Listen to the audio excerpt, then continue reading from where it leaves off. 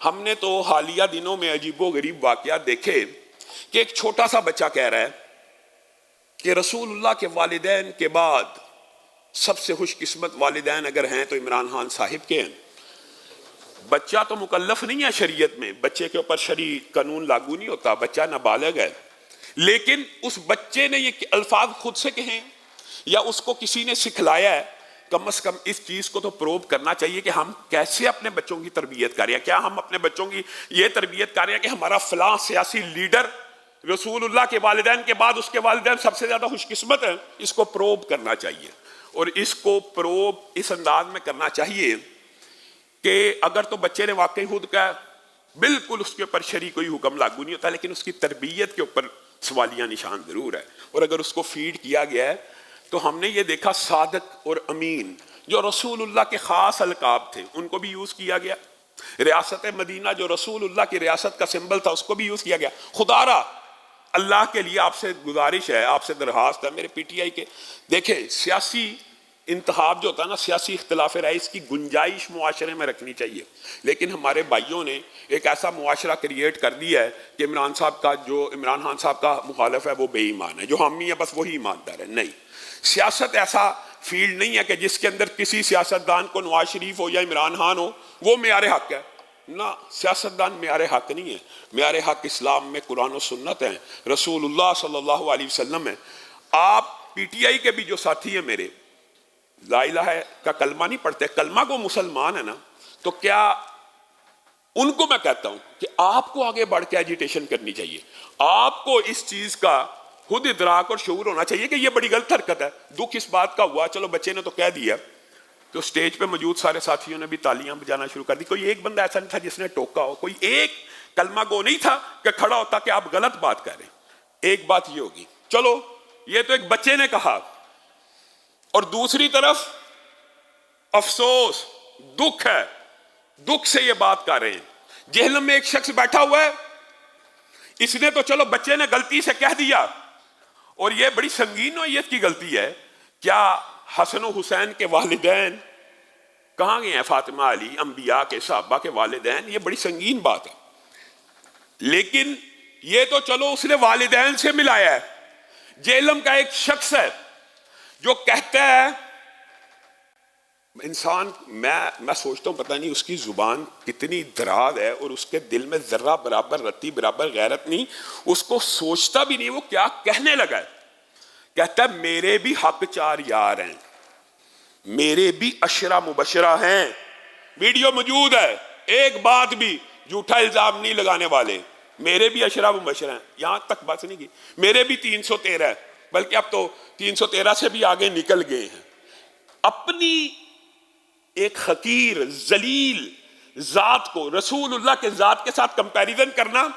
और अभी जो हालिया उसकी वीडियो आई है, उसने कहा कि बल्कि मैं तो ये समझता हूं जिस तरह रसूलुल्लाह के साथ दावत में हुआ वैसे वैसे मेरे साथ दावत में हो रहा, बस फर्क ये है कि मेरे ऊपर वही नहीं आई, लेकिन मेरे सामने भी अबू जहल मौजूद है, मेरे सामने भी अब्दुल्ला इब्ने उबई मौजूद है, मेरे साथ भी दलेर जैसे रसूलुल्लाह के साथ सहाबा थे वैसे हैं, मेरे साथ भी डरपोक कुछ लोग हैं। अपनी जात को रसूलुल्लाह की जात से इस तरह कंपेयर करना, वो तो बच्चा था उसने कर दिया जिस तरह बचपन में सिखा के, वो खान साहब ने तो नहीं ना किया तो बच्चे ने है ना।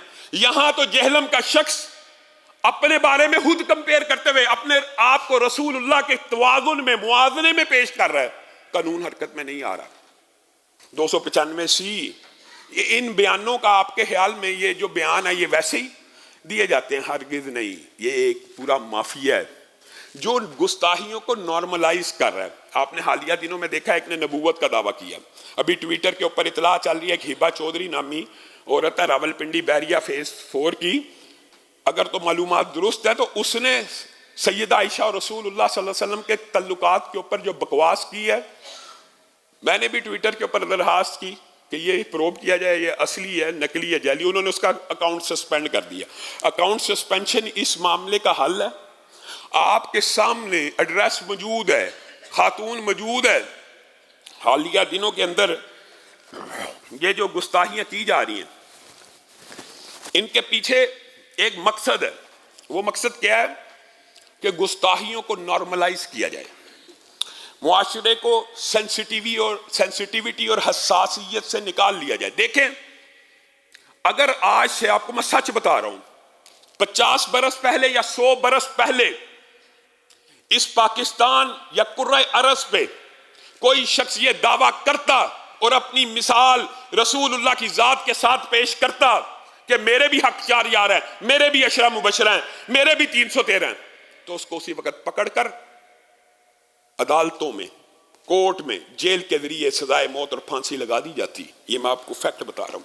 लेकिन हमने इस गुस्ताखी को आज हसासियत कम होने की वजह से, पहले हमने उस बदबख्त के मुंह से यहां तक सुना, यहां तक, और सबने सुना हुआ है, कोई अचंबे की या आंख ओझल की बात नहीं है कि यहूदी कहते हैं रसूलुल्लाह सल्लल्लाहु अलैहि वसल्लम को ये कल का छोकरा है।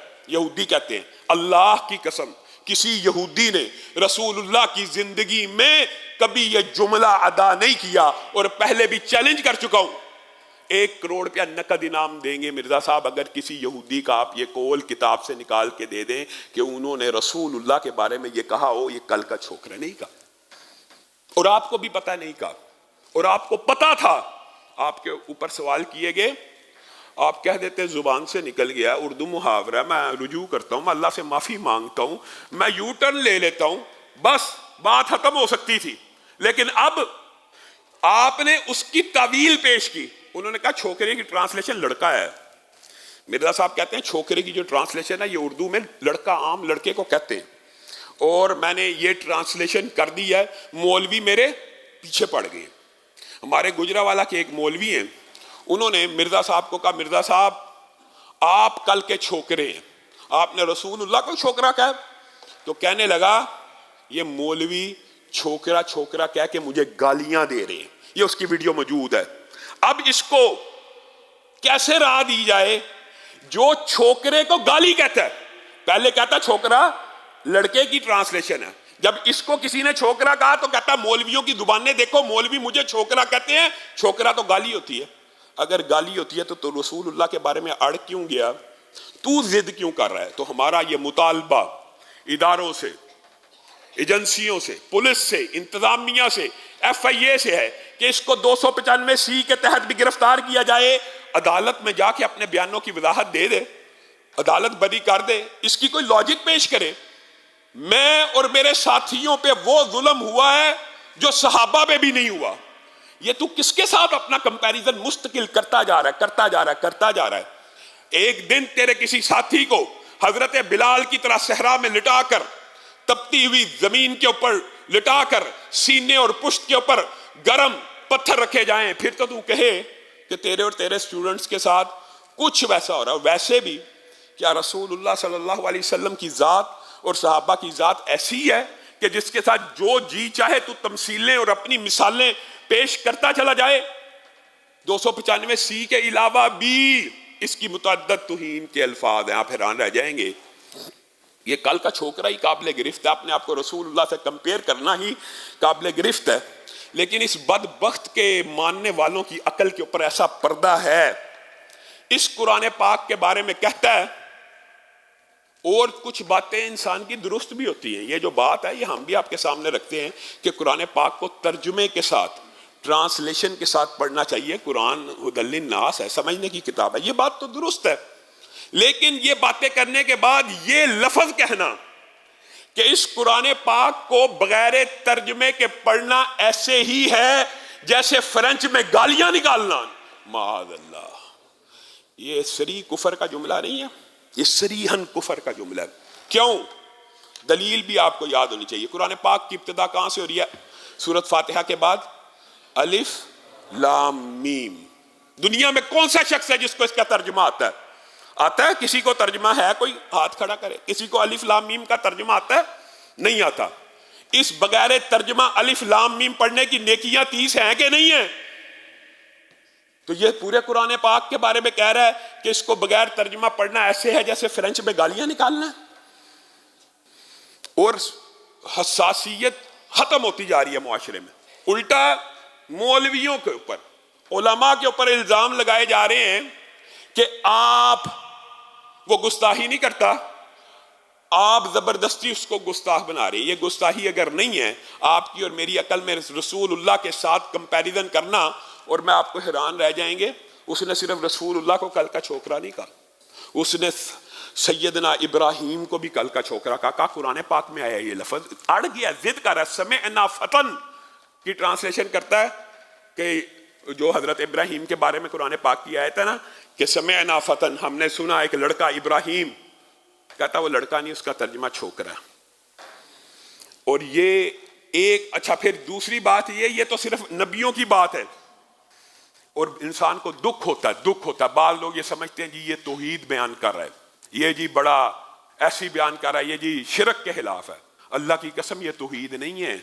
ये तौहीद नहीं है कि कुरान पाक पढ़ना बगैर तर्जुमे के फ्रेंच में गालियां निकालना। मेरी रसूलुल्लाह जैसे मेरे भी अशरा मुबशर हैं, मेरे भी हक 4 यार हैं, मेरे भी 313 हैं, मेरे पे भी वैसी आजमाइशें आई हैं जैसे रसूलुल्लाह के ऊपर आई। मेरी भी एक जब अबू जहल है, मेरा भी एक अब्दुल्ला इब्ने उबैया, मेरा भी दलेर साहब भी मौजूद है, मेरा भी बुज़दल साहब भी मौजूद है। ये क्या कह रहा है?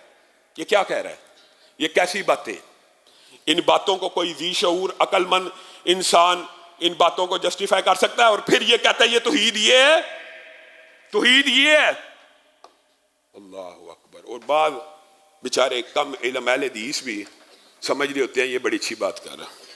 तौहीद ये है कि फरिश्ते तो शाही कोई नहीं, तौहीद ये है कि अंबिया तो शाही कोई नहीं। ये तौहीद है। आपको ईमान का, ईमानियात का सबक भूल गया।